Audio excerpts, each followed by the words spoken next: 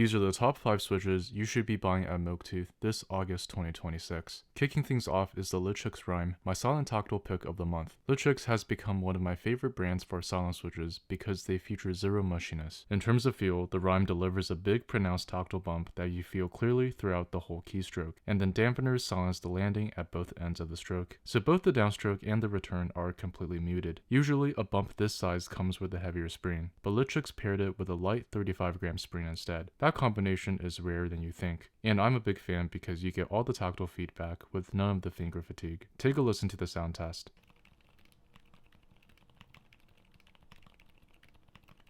Next up is the HMX Blossom, my Thocky pick for August. The reason why this switch sounds so deep is here. Look at the bottom of the stem. The Blossom uses a waffle-shaped stem tip. Compared to a flat tip, the waffle shape shrinks the contact area between the stem and the bottom housing at bottom out, which lowers the pitch. HMX then doubled down on the deep sound signature by making both the top and bottom housings out of nylon. Softer plastic soaks up the higher pitched frequencies, so everything bright gets filtered out and what's left is a deep, rounded thock. Between the waffle tip and the full nylon housings, this is one of the deepest sounding switches HMX makes right now, and at a light 42-gram actuation, it's effortless to type on too. Here's the sound test.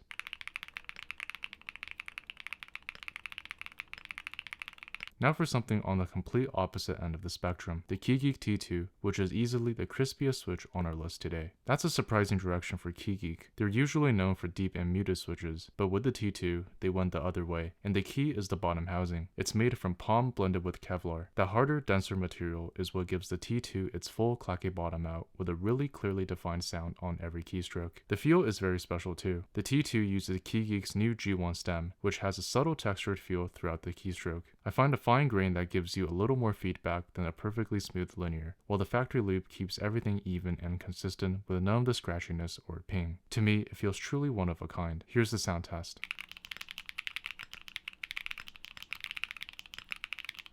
For the best daily driver, I'm going with the Mochi. For one, the Mochi uses a lengthened 22mm single stage spring with an ultra-light 32-gram actuation force, so every press feels bouncy and weightless. I find that the sound signature is deep and muted, which comes from a couple of deliberate choices. The stem pole has a rounded, ball-shaped bottom, so when it bottoms out, the impact gets softened into a low, concentrated thock. In that regard, this ball-shaped stem tip works similarly to the waffle stem tip we talked about earlier. Moreover, the nylon housings absorbs high-pitched frequencies. Unlike most modern switches which feature shortened travel, with the Mochis you get a full 4mm of travel, giving each keystroke a roomier feel. Here's the sound test.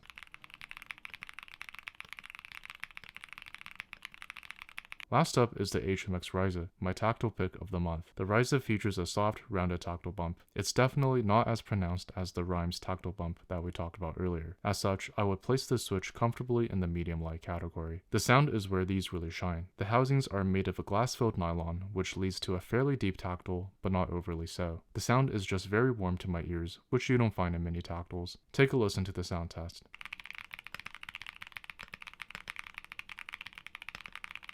Now, here are back-to-back sound tests for the switches we talked about today.